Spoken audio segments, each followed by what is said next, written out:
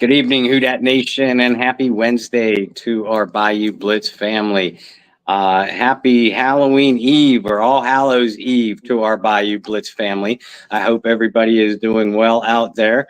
I know, throughout the country, different townships have their trick or treats at different times.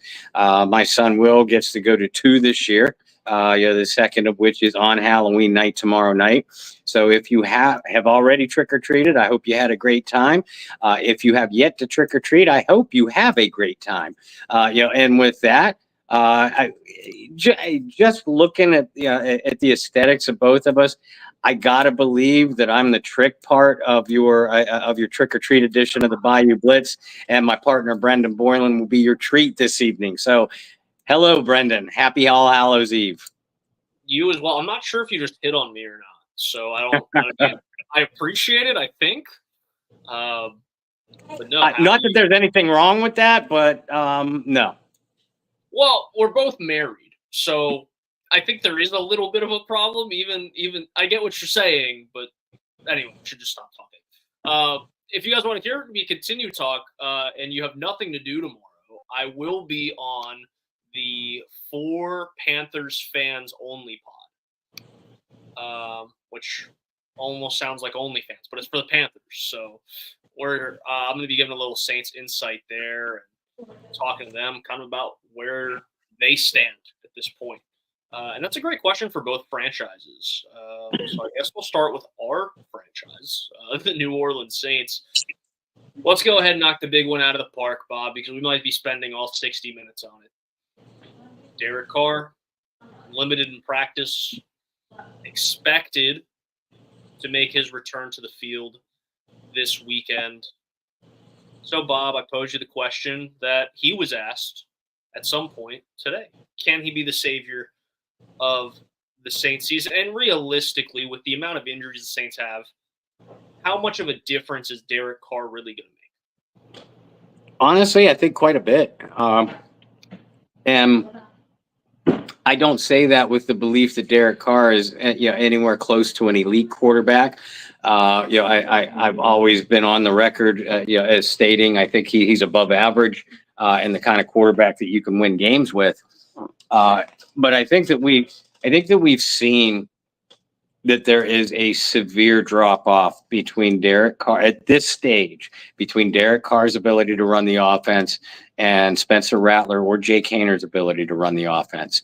So, no, I don't expect the reincarnation of the greatest show on turf, Rams offense, the explosive, historically productive Breeze and Peyton attacks, the Elway Broncos, Air Coria. I don't expect anything like that.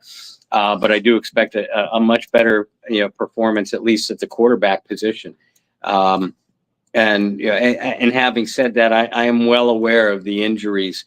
Chris Olave's concussion issues, Rashid Shaheed out for the year, Taysom Hill in and out of the lineup, beating up offensive line. Yeah, I know all that. But I think Derek Carr, being the 11-year veteran that he is, I still think that he can get more out of this group. Than what we saw from Spencer Rattler, and even the brief appearances than what we've seen from Jake Hayner.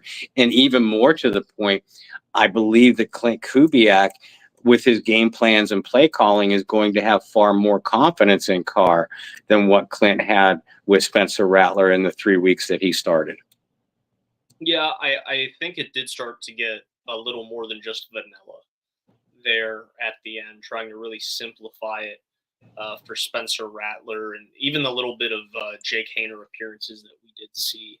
I will give Hayner props where props is deserved. He seemed a lot more comfortable than Spencer Rattler did, which poses this question, and we can live in the past all we want. But wasn't it the understanding for most of us that Hayner, being the backup quarterback through the first few weeks of the season, that he would get the first crack at it? Now, I understood to an extent what a lot of the national media was saying, and some of the commentators at these games was saying, was like, well, they like the idea of what Spencer Rattler can bring, right? As a quarterback and improvising a little bit more. And that was one thing that I loved about Spencer through the draft process and just his college career in general. So, yes, I get that. But then why is Haener the number 2 quarterback? I don't know. I don't feel like he got a fair shake of it. From the jump, I felt bad. I felt like Rattler would have benefited more by just sitting behind. But again, that's just my 2 cents. Well, and I don't think the team did themselves any favors either, let alone doing any favors to Spencer Rattler or Jake Haener. Because you have Haener as the number 2 quarterback for the first 5 weeks. The number 2 quarterback gets very few reps in practice as it is. If you're assuming your starter is healthy. The number 3 quarterback, emergency quarterback, whatever term you want to use, literally gets 0. An occasional scout team rep, but that's about it. So you're literally throwing Rattler into the fire without even the benefit of any practice reps whatsoever. And some of the clueless national media, to excuse the move, we're saying, well, they felt more comfortable, with Haener as the number 2 in case he had to come in during the game because of his experience over Rattler. What experience? The man had never taken an NFL snap, prior to this, his second year, and even as a rookie, he was what? The number 3 or emergency or practice squad quarterback most of the year. And oh, by the way, he also missed the first 6 games of his rookie year, Haener did, because of a PED suspension. When you're suspended, folks, you can't even be around the franchise. So there's no learning through the meetings or learning through talking things out on the sideline during practice. Haener wasn't even allowed to be there. So technically Jake had experience over Haener, all but 10 games. That's like me saying that I have the experience over you, Brendan, because I in Spanish, on a trip to Spain, because I accidentally hit the Espanol button on my on my TV for a program. That's about the difference that we're talking here. I mean, that's fair because to your point, going back to kind of scouts and quarterbacking, that's what Rattler's done. And then you go back and Haener missing 6 weeks of the season, like you said, last year was then the scout team quarterback for 10, 11 weeks of the season there at the end. And as the scout team quarterback, he's playing more catch up than anybody probably anticipated him playing because he missed so much time. So I think the Saints just had a mess regardless of which direction they went. But to go with the guy who had literally 0 experience over a guy who had at least a little bit, to your example, he was in Spain a little bit longer to learn the Spanish. It didn't make a lot of sense to me. No, and then like we said on our post game show on Sunday that we recorded on Sunday, and we both agreed with this point.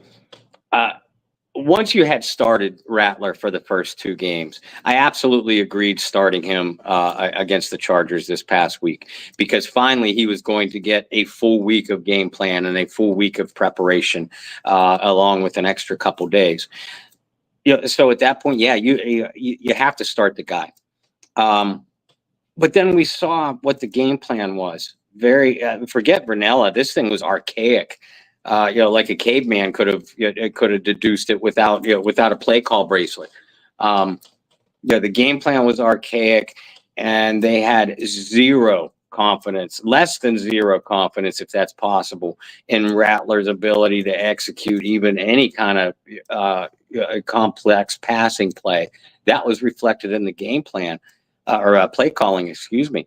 So if you felt that way, why the hell didn't you play Jake Haener then? Because at that point, if you had that little confidence in Spencer Rattler, whether it was Rattler's abilities, the supporting cast around him, the opponent you were playing, or a combination of the 3, if you had that little confidence in him, then why wouldn't you say to your coaches and your coaches be, what the hell?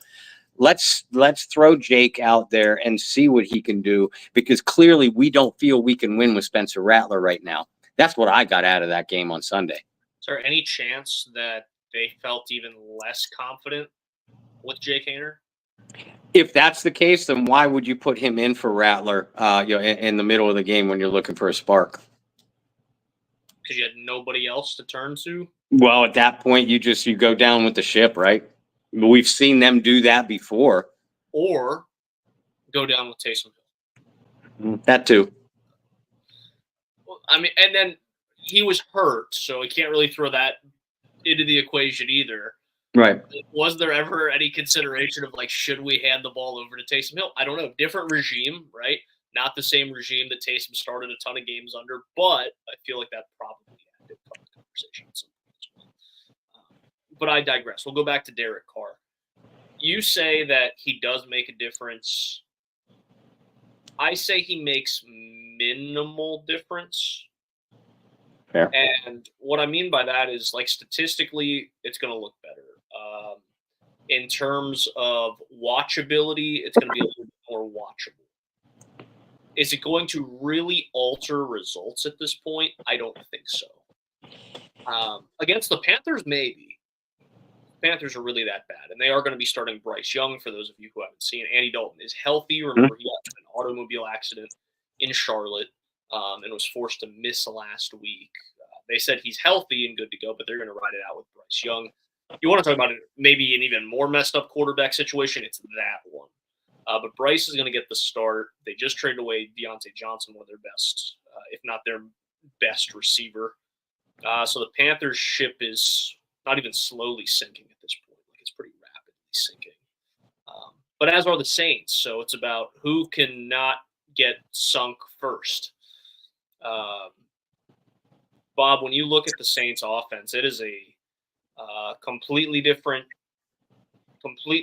team, or has been a completely different team with Carr out. He gets a couple of pieces back on the offensive line. Olave's healthy. He's lost Shaheed. He may or may not have Kendre Miller in the lineup this week. We know Kendre, so let's assume he's going to be without Kendre Miller. So there you go. He still may have Kendre Miller. Fingers crossed. I still have hope with that kid.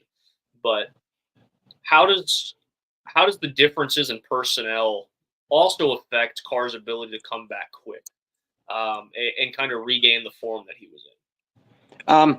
Well, I mean, you got to protect him. That oblique muscle, it's probably going to be healed at least to the point where he can tolerate the discomfort. The main discomfort and issue would be putting torque on the ball and torquing and twisting your body. So the last thing that you need is for him to get hit as he's throwing or attempting to throw. You could be looking at a season-ending injury. So obviously you have to protect him. That certainly falls on the offensive line. But in a smaller role, is also played by the coaches, the play calling and the game plan. Can Carr throw on the move? Can he move at all comfortably? If so, then we could see the rollouts, the play action rollouts that we saw those first couple weeks with so much success. Got to get rid of the ball quick. And I mean, you don't have Shaheed anyway, to chuck the ball downfield to. We know Olave can make plays deep, but we haven't seen that this year. So I do expect a relatively conservative passing game plan, to get that ball out of Carr's hands quick, because the Panthers are not good defensively, or for that matter, offensively or special teams either. But you don't need your less than 100% quarterback taking any hits. So we know that the New Orleans wants to establish the running game first and foremost. That's regardless of whoever is quarterback. But when they do throw the ball, it's going to be a lot of quick throws, a lot of simple throws. Get Derek into a rhythm too. You don't know how rusty he is. He's probably not picked up a football very much up until the last 2 weeks. Just to rest as much as possible. And for those who are not familiar with oblique injuries, the best way I can describe an oblique injury for a quarterback is frustrating, because it's not one of those things where it's like your hand or your shoulder and it's almost one of those, like, well, clearly you can't throw a football. Mm-hmm. It's one of those things where mentally you're good, your arm feels good, but it's going through that motion that's very painful.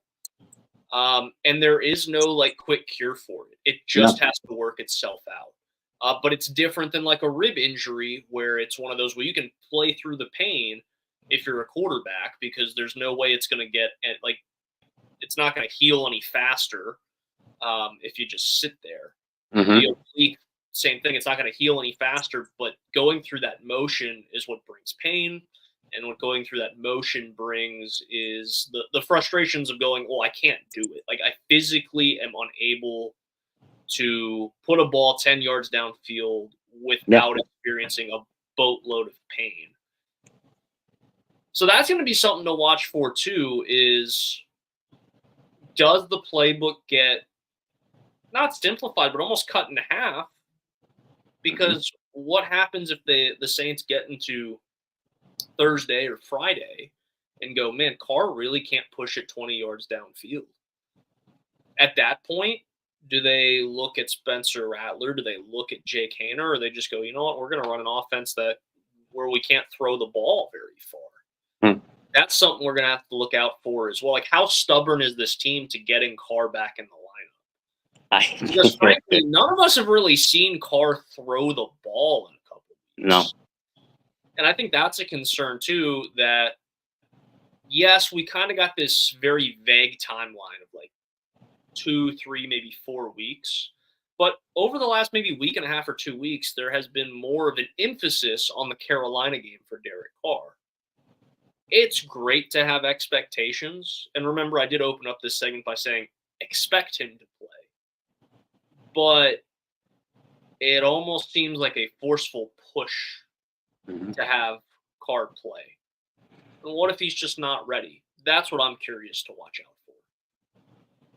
And if he's not ready, you bring up a great question. Do the Saints run him out there anyway, hoping that the Carolina Panthers will alter their defensive philosophy because it's a veteran back there. It's a veteran who's beaten them 3 straight times, knock on wood, as opposed to a rookie who has been absolutely exposed over the first few over his 3-week stint as a starter.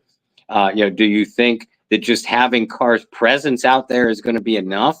And if it isn't, and you put him out there, if Derek physically can't make those throws, like you said, how quick a hook are you going to have? What kind of preparation are you going to give to your number 2, be it Haener, and I think it is going to be Haener, the number 2 this week. But how quick a hook are you going to have, to go to your number 2, and how prepared are they going to be, if they have to come in the game in a rush? Well, how embarrassing would it be to have Carr play like 2 or 3 series, then have to yank him and kind of eat your own words and be like, yeah, he's not ready to go? I think that's almost as embarrassing or worse than just keeping him out an extra week. Because keeping him out an extra week, there's no embarrassment in that. But like, how stupid do you look if he does go out there, you realize he really can't throw the ball, and then you have to go, hey, Jake, remember how we didn't start you a couple weeks ago? You want to play now? Like, I think at that point, that's when it can get embarrassing. And so while he's limited so far, and then we only have, a day, 2 days. We have a very short sample size here. Report just today. I'm going to be curious what that looks like on Thursday and Friday. And I'm going to be really curious for like the boots on the ground, the John Hendricks of the world, letting us know, hey, this guy is able to throw the ball and push the ball downfield, or hey, this guy is really not there yet. That's going to be an interesting talking point. I think Derek Carr throughout the week is going to be the most interesting talking point. Saints. Other talking points, though, Bob, are we're getting closer to the trade deadline.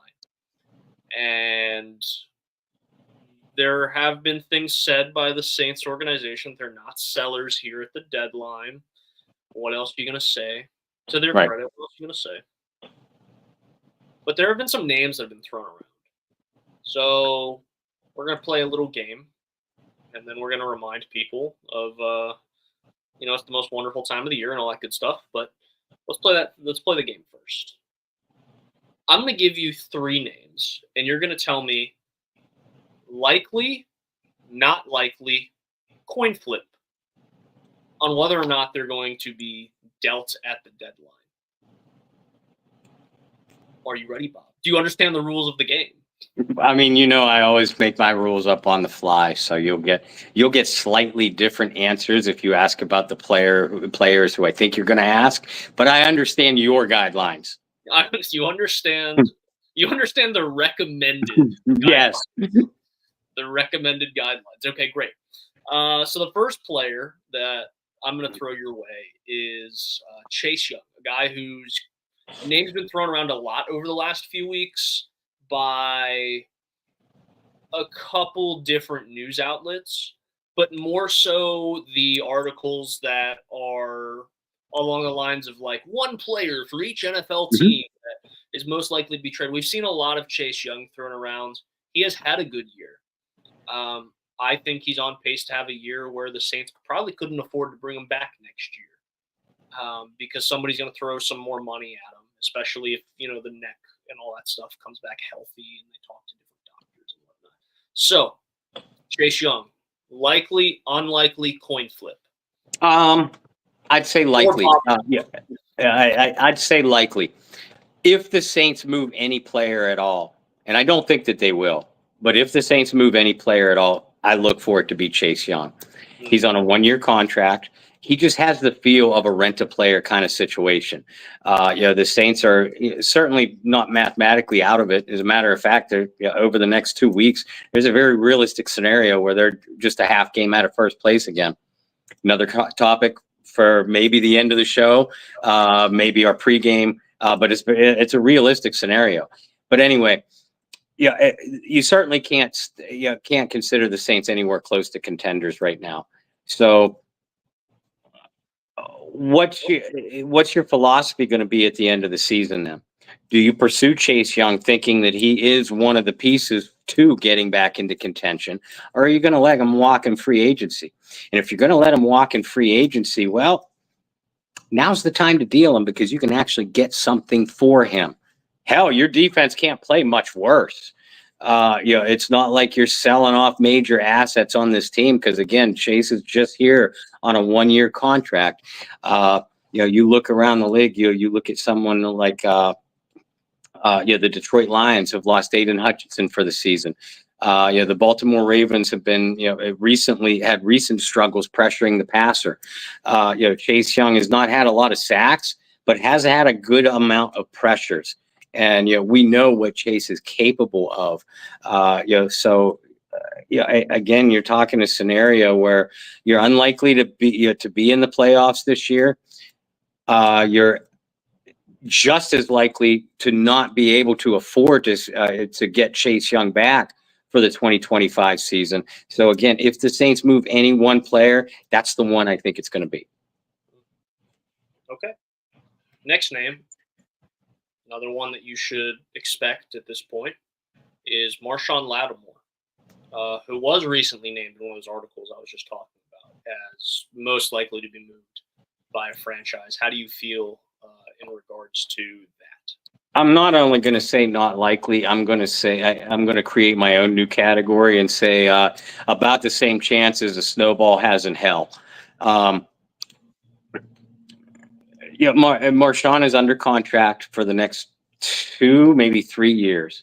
Now, I know his salary cap number escalates next year, so the Saints are going to have to do some of their salary cap magic. But here's the thing. They've already had to do some of that salary cap magic on Marshawn Lattimore, as well as several other veterans that makes them relatively immovable. If a team trades for Lattimore, hypothetically, obviously they would assume the remaining salary on his contract. But even said that, because of prior restructures, Marshawn Lattimore will then say, if he's no longer on the team, he will still cost this team $23 million of dead cap money spread over the next 2 years. I think it's $13 million next year and $10 million the year after. Or maybe I got those numbers flip-flop. So in other words, you are losing a lot of money by trading Marshawn Lattimore. It's not the kind of situation that Russell Wilson had in Denver, where Denver just wanted him so badly out of the building that they said, we don't care what how much money we have to eat. Marshawn Lattimore's still a quality player. He's the only player on that defense that you can point to week in and week out and say he's had an outstanding. Marshawn Lattimore really has not had any drop off in play. So is he marketable for other teams? Absolutely. I mean, he's still one of the top shutdown corners in the league, and his play this year even reflects that. But the Saints and what they would get in return, I know people are hoping, move Marshawn Lattimore for a first-round pick. It's probably not going to happen. If it is, then maybe you consider that in eating the money. But it's not likely to happen. The most you're probably going to get for Laddie is, I'd say, a third-round pick. And if you get a third-round pick in return for an elite shutdown cornerback while having to take a $23 million cap hit in the process, that's just insanity at its finest. That's the kind of thing the Carolina Panthers have done, just to get guys out of town and stockpile draft picks no matter what round. They just got a fifth-round pick for Deontay Johnson and had to give up not only Deontay, but a sixth-round pick in the process. I talked to Alan Ulrich about this deal last night. I'm like, okay, they trade him to the Baltimore Ravens. The Ravens are likely to be drafting anywhere between 25 and 30, right? The Panthers are probably going to be drafted in the top 5. So in other words, you basically gave Deontay Johnson to the Ravens for what amounts to a 8 to 10 pick difference in draft choices. I know a lot of people are down on the Saints front office, coaching staff, ownership, and rightfully so. I am too. They ain't that stupid. Marshawn Lattimore's not going anywhere. I hope not. But at this point, with this franchise, I don't know if I'd put anything past them. But this is true too. Your final one, all of these are on the defensive side of the ball. I don't know what all is very tradable on the offensive side that you really want to move at this point. So the last one is one that I don't think's been talked about enough.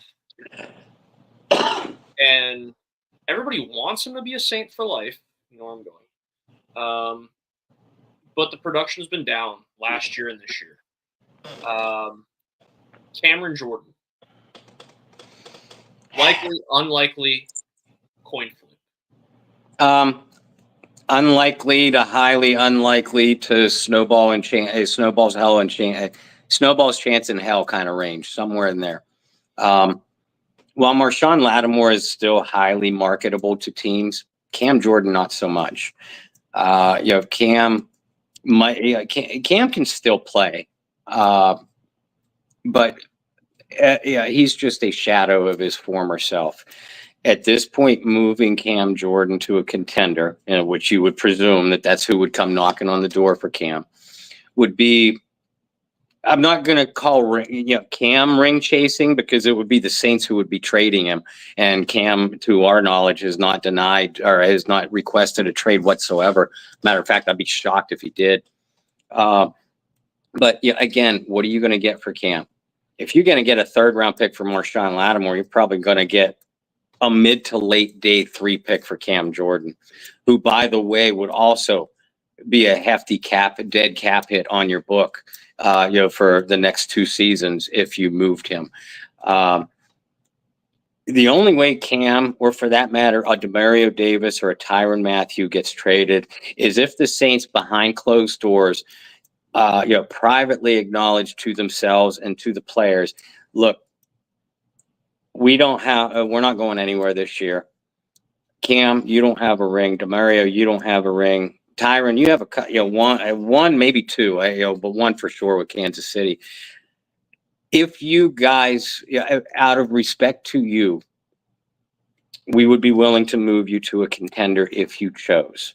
That'd be the only way I'd see that scenario happen. But again, yeah, it would cost the Saints a whole lot of money to do so. That's a hell of a lot of loyalty comes with those dollar signs. And I know they have it to Cam. They probably have it to Demario Davis as well. But I still don't see those guys getting moved. Sounds like Bob is predicting the Saints to make 0 moves at the deadline. They're not a team that has historically been a team to make moves at the deadline. Now, I know the NFL is much different than, say, the NBA at the deadline. The NFL has 1, 2, 3 trades that typically happen, and 2 of those 3 may be very quiet, non-notable player type of moves. But, and we'll open this conversation up, and then I want to quickly put a lid back on it, because I think that this is a conversation that could easily leak throughout not just the rest of the year, but the offseason, and depending on what they do the offseason, potentially next year as well. So it could be a very long conversation. And I would love to hear some of your guys' thoughts in the comments. I see John, Jerry, Sonny, DJ, Anna, all you guys popping. I appreciate you guys. The usuals or the chat, we'll just put it that way. The conversation is this, and I brought this up before. At some point, you have to face the facts. At some point, you have to face the music and realize that the Saints have tried to prolong this quote-unquote championship window. They have done everything to keep that window open. They have moved money.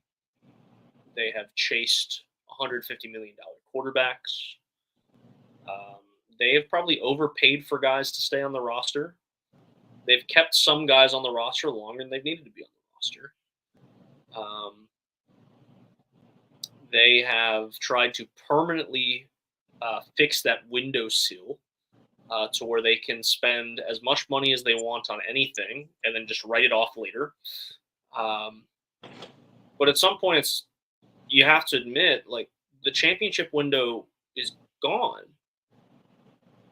It's like a pipe dream at this point. It's not all the Saints' fault that they didn't get another Super Bowl ring. No. You had, I mean, I don't want to go down misery lane, but we're going to have to for the sake of this. 17, you had a miracle. 18, you had the worst no call. Blatant corruption. That's what 18 was. So there you go. 19 was a weird one that kept it left a weird feeling in the pit of your stomach, that playoff game. Jared Cook in 20. I won't put it all on Jared Cook, but a lot of it, that was the turning point of the game. There's no doubt about it. And that was it. And then, Drew retired, and you had some chances here the last few years to at least make the playoffs, and they haven't. You can put the blame on the front office. You can put the blame on DA. You can move the blame a lot of different places. But the fact of the matter is, like, that window is super closed. And at what point do the Saints realize that? At what point does the front office realize that and go, well, damn it, we need to make some money back? Or, you know what, let's strip this thing and, get whatever value we can for some guys. Mm-hmm. It's not a vicious fire sale, but it is a fire sale, and it is sitting down, like Bob said, and having conversations, because people forget, like, this is a person business. It's a people business. It's not, we say it all the time, it's not Madden. You don't just trade people off. You don't just cut guys. Especially the guys that have been there and fought for you and been a part of those years where you're really trying to make a push for things. When you sit down with the Cameron Jordans, the Demario Davis, the Tyrann Matthews of the world, the guys who still have some value, really, the Marshawn Lattimores, and go, look, do you want to be here? Because this is our plan moving forward. We're going to rebuild. We're going to strip it down. If you want to be here, and you want to don the colors for the rest of your career, great. We're happy to accommodate that. but we completely understand if you would like to explore other options, and we will help you explore other options. At what point do those conversations start happening, right? And for me, if this season finishes the way that it is projected to finish, and you don't just miss the playoffs by like a game again, but you miss the playoffs by 3 or 4, and this season's really over in the next 2 or 3 weeks, which there's a chance it could be. There's a chance, like Bob said, that you could be like a half game out, which is the great and wild thing about this game that we love. But if we get to the point where in 2 or 3 weeks the season's over, we will take the cap back off of this conversation and continue it. But I am concerned, I guess, just to kind of tie the bow, I am concerned that this team and front office and organization has no sense that that window is closed. Like that window's been open for so long that they're now 120 and rotting in the rocking chair in the corner. And you have to go, no, Mickey, like the window's not even there. Like we removed the window sill and we put bricks there. Like there's not even a window there anymore. And, Mickey's sitting in the corner. Oh, I remember back in the day that the window's been open since 1840. And you're like, no, it hasn't. Like that's where I'm concerned with this team. But we'll kind of reopen that as we have to. Mm-hmm. You know what? I'm a big fan of The Walking Dead and Fear the Walking Dead and all that. The Saints right now remind me of that. You've seen them, right? I have never seen Walking Dead. Wow. Okay. You've seen zombie movies though, right? Of course. Okay. Of course. And I've played Black Ops. Like I know Black Ops 6 just came out and I feel old as heck. Okay. Black Ops 6 just came out. But yes. The Saints are that guy in a zombie movie or Fear the Walking Dead when the apocalypse first hits. The Saints are that guy that believes that your zombie wife that's walking towards you, that's still my wife somewhere in there. Let me just reach her. I know I can reach her. Meanwhile she's gnawing out your jugular. The Saints are that guy right now. They have been that guy. They have. But you know what? And I teased it. I might as well just come out and say it. I've been harsh on this, on the players, on the coaches, on the front office, the last month especially.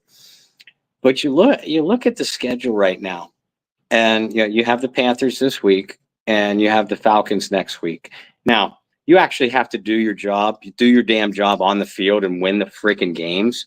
Mm-hmm. But if you win those 2 games, Atlanta plays Dallas this week. Dallas is not a great football team either, but I still say Atlanta is a fraud. One of the NFL's biggest frauds, not named the Minnesota Vikings right now. So tell me you can't see Atlanta losing that game to Dallas this week.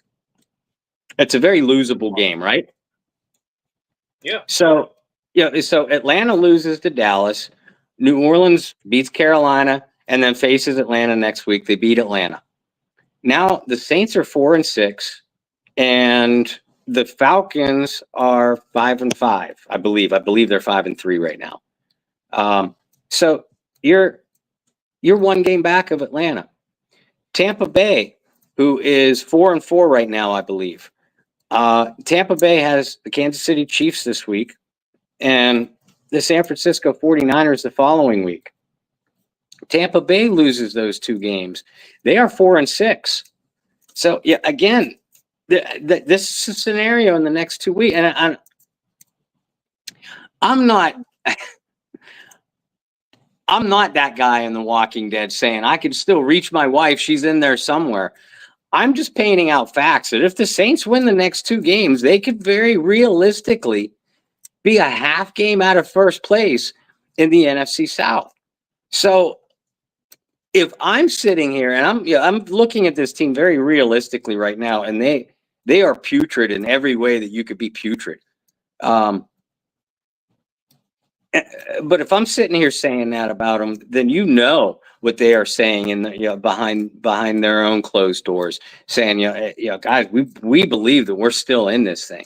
Well, folks, that's because they are. They're not playing like it, but mathematically they are very much still alive. The next 2 weeks, on the flip side of things, the next 2 weeks could also basically officially end their season. And at this point, it would be, I don't know about you, Brennan, it would feel like it's putting me out of my misery. If they lose to the Panthers this week, it's over. I don't even need to see the next week. I don't care if they lose off of a weird triple doink. I don't care. If they lose, it's over. For two reasons. One, Carolina's just that bad. Yeah. Two, mathematically speaking, it gets extremely difficult. But mostly because Carolina's really that bad. We thought they were bad last year. We thought they were bad the year before that. Like, they're really bad. Yeah. And just a reminder, they were so bad last year that they had the number 1 pick, but they had traded it so they could get Bryce Young. So just to throw that out there too.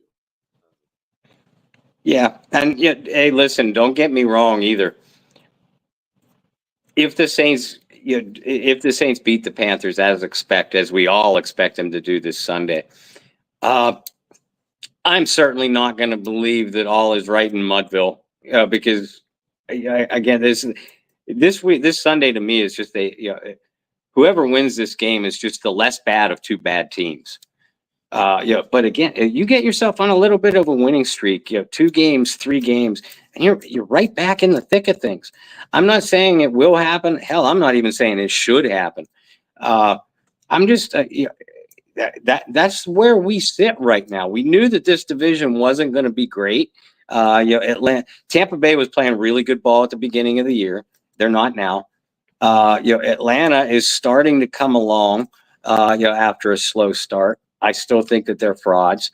And New Orleans is playing worse ball than a lot of us anticipated.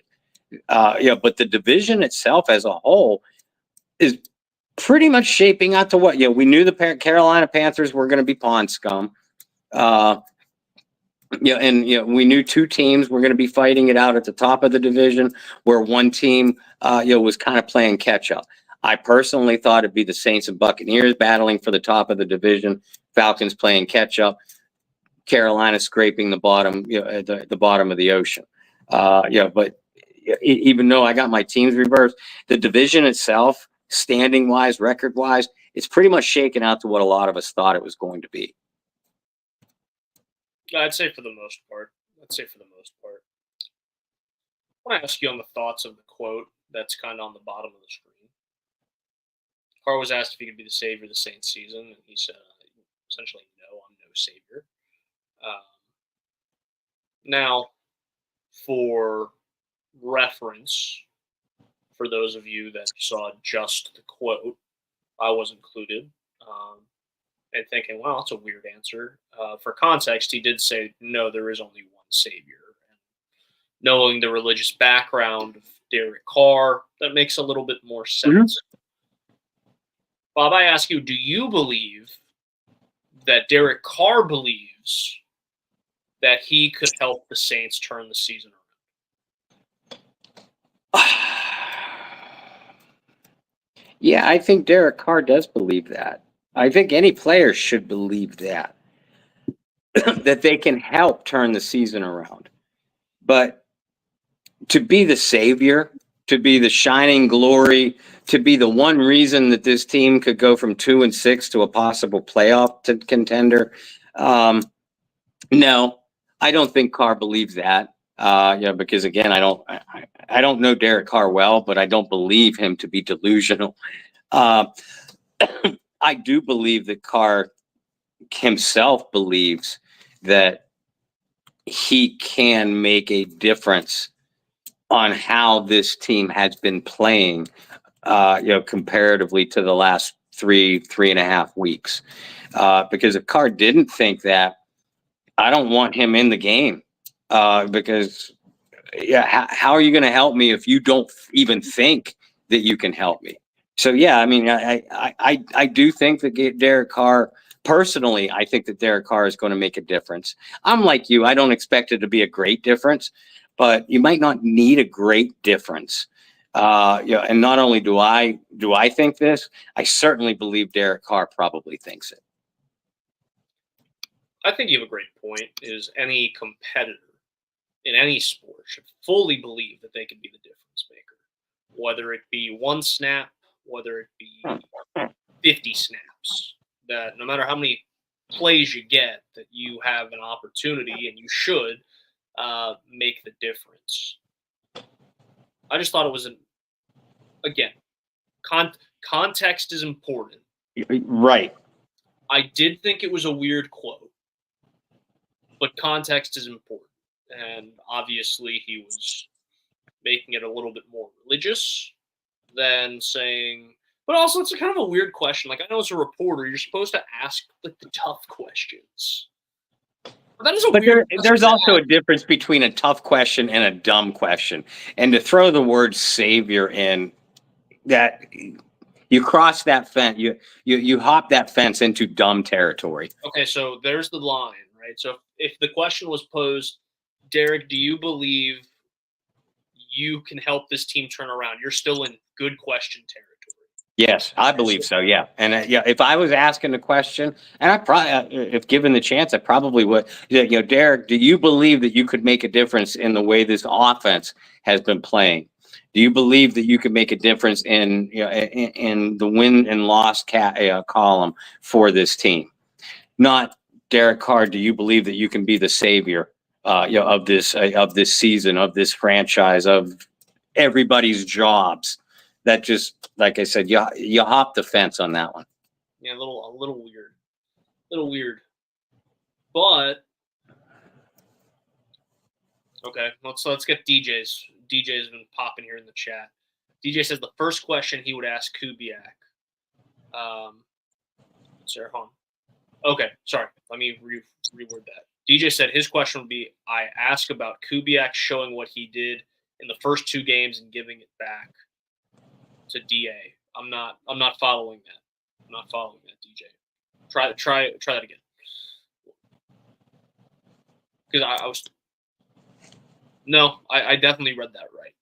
We'll come back to it because I kind of understand where you're at, but I'm not fully grasping where you're at with that one. So throw that back in the chat if you don't mind. I think if I had the chance and I was in the locker room today and I was asking Derek Carr something, my question would be kind of about the health of the receivers. Like you had made the point, right? You had made the point about Derek Carr coming back and how different it is for a guy like Derek who got to work with guys all offseason in comparison to like the Spencer Rattlers and the Jake Hainers of the world who are working with third string guys. Well, now the tables have turned because Derek Carr's going to be working with like third string guys outside of Chris Olave, right? So my question would be, with the guys that are healthy, how many reps have you got with these guys, and how comfortable do you feel with some of these guys that were either injured throughout the preseason or not available the first couple weeks of the season? And how do you continue to grow your relationship with Chris Olave? Because it started looking like there were strides being made before Derek's injury. That would kind of be my questions to Derek Carr. Because it is a lot different than it was those first 2 weeks where the Saints were putting up 40 points a game. A lot of those weapons all of a sudden are gone or just coming back from injury alongside Derek Carr. And I think there's a learning curve in that as well. Yeah, I mean, Derek, how comfortable are you, with, where Marquez Valdes-Scantling likes the ball? What favorite routes, what routes are most comfortable for Mason Tipton or Equifax Credit Report St. Brown? Those guys. Do you feel comfortable, that they're going to know what you want to do in a hot read situation? Where are you guys? Where's your comfort meter there? Because we know you're comfortable with Olave. Now I contend that the receiver that Derek felt the most confident in was not Chris Olave. It was Rashid Shaheed. So I say again, I think losing Shaheed is absolutely huge. Well, I hate to beat a dead horse throughout a whole year. And I also hate to give myself credit for things, as all of you know in the comments. It was my biggest concern throughout the entire offseason was you're one injury away from the classic game of who playing receiver. And that's where the Saints are now. And we didn't know who it was going to be. And, of course, at a stretch of this year, it was Shaheed and Olave.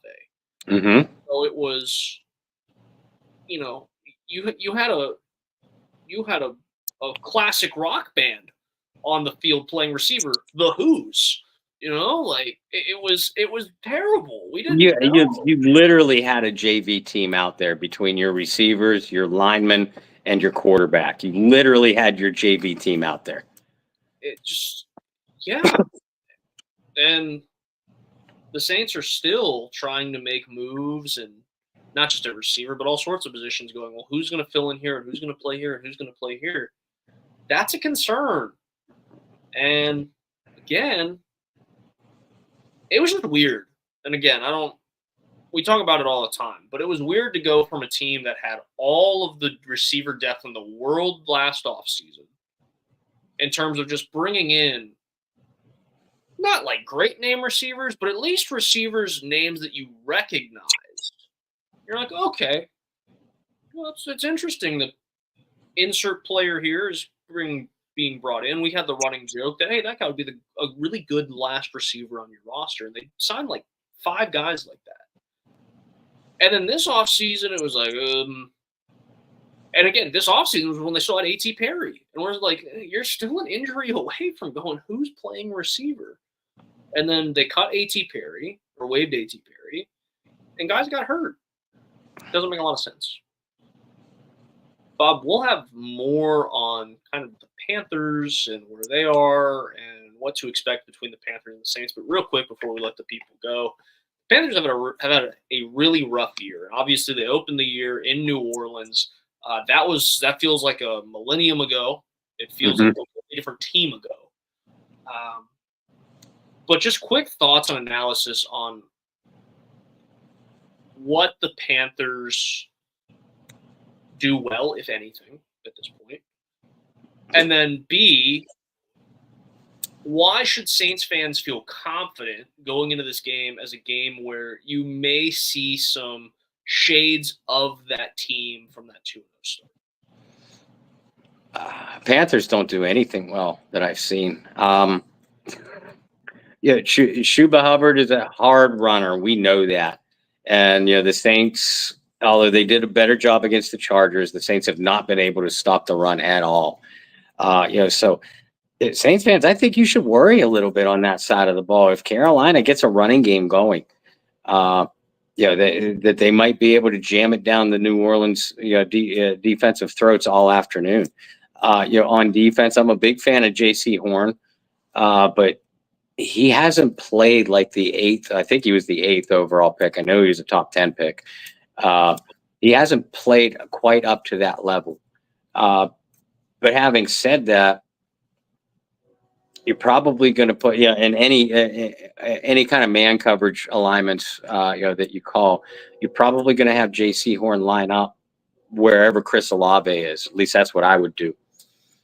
So Mason Tipton, Equifax Credit Report St. Brown, Marquez Valdez Scantling. Somebody going to make a play, right?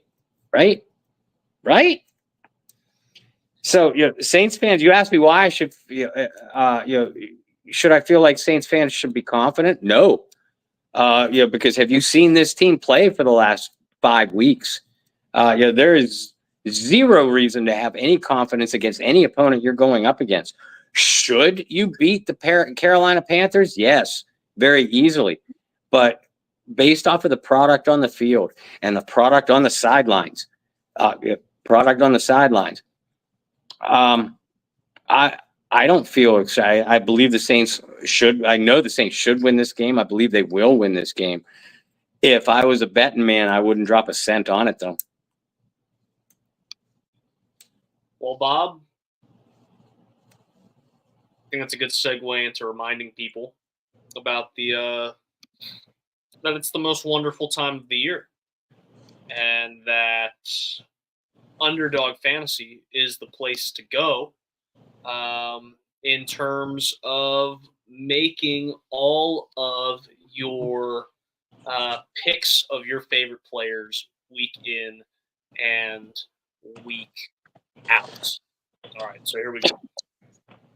Guys, it's the most wonderful time of the year again, and a quick reminder that it's Boost-tober on Underdog, where there's a promo to play nearly every single day. Think, will Alvin Kamara rack up higher than 55 and a half rushing yards this week? Or will Chris Olave get in the end zone and go higher than half of a receiving touchdown? You can cook up some entries like that for a shot to win real cash prizes all football season long. And also, remember, there are other options here on Underdog, including Red Zone Rush, a game you won't find anywhere else. Just pick whether or not a player will score a touchdown by swiping right for yes or left for no. As simple as that. Plus, your entry will be automatically boosted, and you'll get a 51% profit boost when you play. You should just join over 5 million fans that are already playing on Underdog. With their champs game, you can win money by making entries with your favorite players. Bob and I haven't done incredibly well with football this year. I haven't told Bob this yet. So, Bob, you ready for your breaking news? Zion Williamson came through for your boy last night. Wow. And we hit one. We hit one last night because Zion had 7 rebounds in the first half. So we finally got back in the win column. It was one of those where it's like, we really need something. So a good boy down at the Smoothie King Center came through, even though the game was not played at Smoothie King last night. But that's beside the point. Zion Williamson came through for us last night with rebounds. They're playing again tonight. Second game of a back-to-back against the same team out in San Francisco. They play the Warriors yet again, looking at the dub this go around. So, guys, remember, download the app today. Use our code Bayou Blitz to get up to $1,000 in bonus cash instantly. I'm going to try that again. Download the app today. Use code Bayou Blitz to get up to $1,000 in bonus cash instantly. And, guys, look. Select higher or lower on your favorite players and cash in like Bob and I did last night on Underdog. Remember, you got to be 18 or older, 19 or older in Alabama or Nebraska. Also 19 or older in Colorado for some games, 21 or older in Massachusetts and Arizona. You got to be present in a state where Underdog Fantasy operates. Terms apply. Void in Colorado. If you're concerned with your play, call 1-800-GAMBLER or visit www.ncpgambling.org. If you're in Arizona, you can call 1-800-NEXT-STEP or text NEXT-STEP to 53342. If you're in New York, call the 24/7 Hope line at 1-8778-HOPE-NY or text HOPE-NY. That's 467369. I can breathe. Here we go. I did a little bit better this time around. Bob, where can people keep up with you and your work? You got a lot to write about with the Saints, and I'm sure you're going to have a lot of practice squad elevations to write about this week as well. But where can people keep up with you and your work? Yeah, this team is keeping us busy between injuries and practice squad elevations and re-signings to the practice squad, along with game analysis. You can follow myself, John Hendricks, and Kyle Mosley. All of us will be on top of those news stories and more. on the Saints News Network and the SI.com team page. I publish all of my personal articles on my personal pages as well. Bob Rose on Facebook, at Bobby R 2613 on Twitter. And obviously, if you guys are watching this, then you are either a member of the Bayou Blitz Facebook group or one of our affiliated groups, Who Dat Domination, Who Dat Nation, or Under the Dome. So we thank you. Hopefully you're a member of all four. And if you aren't, please do so. It does us all a favor. We're all one big happy family. We at the Bayou Blitz, Brendan and myself, are also very proud, to continue being a part of promoting the 11th annual Go Black and Gold charity fan cruise. The proceeds of this event benefit the American Cancer Society, so you can't find a better cause. And the event itself, is an ultimate fan experience cruise, that will be held from March 27th through March 31st. And it has heavy involvement from former Saints greats like Delvin Breaux, who joined us a few weeks back, Tyrone Hughes, who joined us just last week, along with Courtney Roby. Courtney was supposed to join us tonight. Some family obligations came up. He'll be joining us again in a couple of weeks, though. Lance Moore, who will be on our show with Brendan and I next week, along with other Saints former greats, and we're trying to get a couple current players in on this event too. The cruise itself is through the Seven Seas Travel Agency.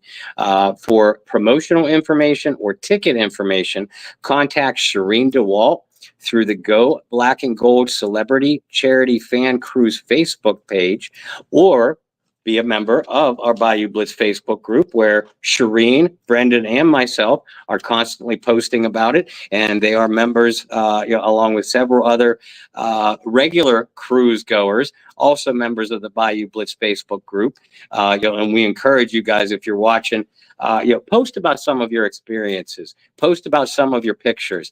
It doesn't always have to be about fire DA, bench Derek Carr, kill Mickey Loomis, any of those things.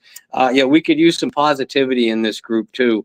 In my opinion, the Go Celebrity, Go Black and Gold Celebrity Fan Cruise, it's a Saints event. It's not directly through the team, but it features some of your former greats, Saints Hall of Famers, fan favorites. So I consider it a very, a football related post. So yeah, we want to hear about you guys' experiences who have been on the cruise. Like I said, if you're interested in going to the cruise, purchasing tickets, you can do so through the Seven Seas Travel Agency or through Shireen DeWalt and their Go Black and Gold Facebook page. Super excited to continue to talk to people about it. Even if you haven't been on the cruise, but you're going for the first time, we want to hear from you. So definitely post in those groups, shoot us a DM, whatever you want to do. We're really excited to continue to promote such a fun event that is backing such a great cause. For myself, you can follow me virtually everywhere at BT Boylan. Also excited to, I guess I can say it now because it's official, excited to get back behind the mic this week. So for some of you guys that followed me back when I was commentating regularly, I will be back on ESPN Plus this Friday for wrestling between my alma mater, the Gardner-Webb Bulldogs. They're going to be hosting the Purdue Boilermakers as wrestling season kicks off. So so you won't get to announce any that anybody got to hit anybody else with a steel chair or anything like that, though, right? Unfortunately, not that type of wrestling, right? I don't get to do the whole oh my god, single hair. I don't get to do all that. Not quite the same wrestling. That would be fun though. So if anybody's got any connections, that would be AEW or even stuff lower than that. That'd be a lot of fun. So excited to get back behind the mic. So thank you guys that have supported me in the past. Hopefully you support me. Continuing, Bob and I will be back with our pregame show on Sunday, usual time, 11:30 Eastern. You guys can catch the links in all of the groups that Bob mentioned, and also follow the Bayou Blitz on Twitter at Bayou Blitz Pod. Until Sunday, I hope you guys have a happy and safe trick or treat. If you haven't done that already, enjoy your apple ciders. And I don't know. I know we're doing it. So some of you guys are going to be putting Christmas decorations up already. So have fun. Be safe with that. It's a Katie thing. Seriously? It's a Katie thing. It's not a me thing. Oh, Katie. Oh, Katie. It's always been like that. Christmas is her absolute favorite, and it lasts about 3 months. Yeah, I mean, I get if Christmas is your favorite. I don't even now. Remember, I worked 375 years in retail. So retail likes to start shoving people, Christmas down people's throats in September sometimes, certainly before Halloween. So that's why a big part of me hates Christmas. We don't even consider Christmas decorations until the week of Thanksgiving. The week of Thanksgiving, okay, I acknowledge then the holiday season is upon us, and we'll reflect that on the Bayou Blitz as well. I don't want to hear one word about Christmas before Thanksgiving week, though. Katie, I'm disappointed in you. Look, my mom was the same. My mom and dad had the same argument, tug of war every year. But my dad was like, no, it's got to be Thanksgiving. And my mom was trying to inch it closer and closer to Halloween. Last thing, because Bob showed off his shirt, I guess I'll show off mine. Just remember to vote. Vote Rose. Vote Rose, of course. But, we're getting closer and closer. So just remember to go out and do your civic duty, whether it's early voting or whether it's on next Tuesday. So with that, guys, I hope you guys have, like I said, a safe, happy trick or treat. And Bob and I will see you on Sunday. Until then, find peace, spread love, practice positivity. We'll see you then.